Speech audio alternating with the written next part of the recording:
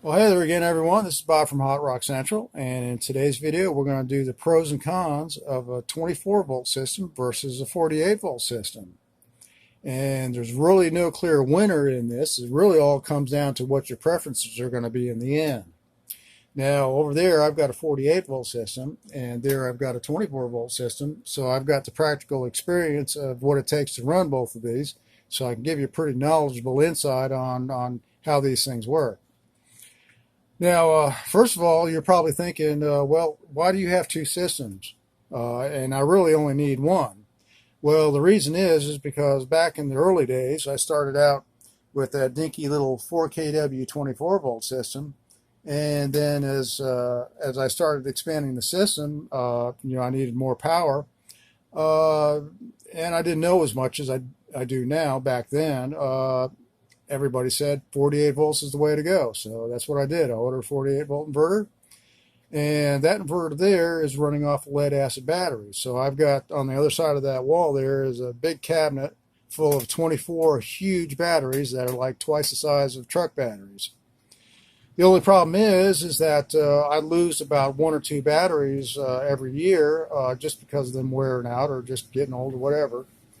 And they're not deep cycle batteries, so they aren't really too terribly expensive, but they're $250 a piece. And $250, $500 a year for batteries is a pretty good expense if you got to keep on doing that all the time. So I started looking at the lithium option, and even though the price of lithiums up front is not really a whole lot more. I mean, it is more, but it's not really a whole lot more.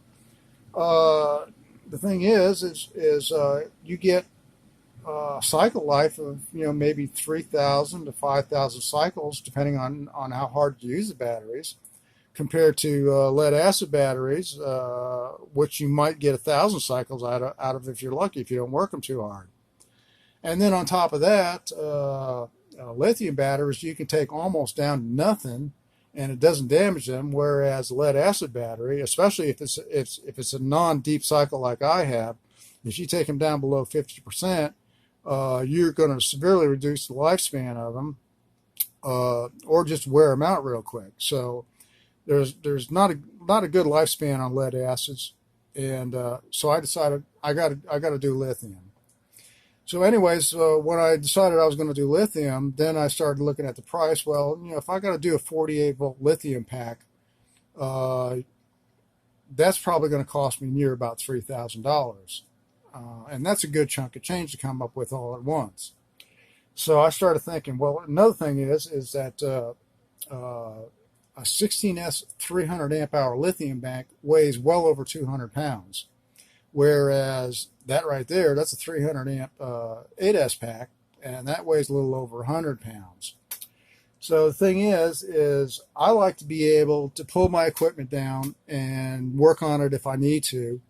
And I sure don't like to call up friends and drag them down here to help me to move stuff around and then call them back to put everything back together again, which is a real pain in the ass. So I decided that was my main reason for going for a 24 volt system, just because of the battery weight, because I can handle that.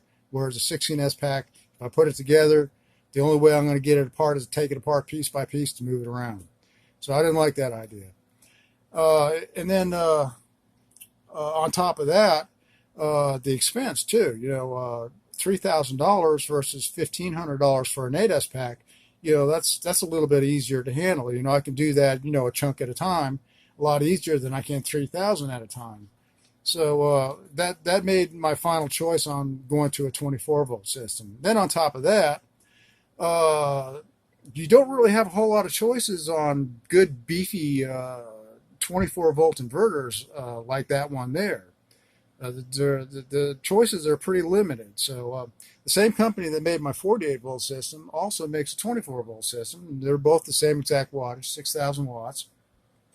So another good thing is that once I kill my 48 volt system, and I've got those batteries over there up for sale on Craigslist, which I'm going to use the money for to finance some more lithium packs over here.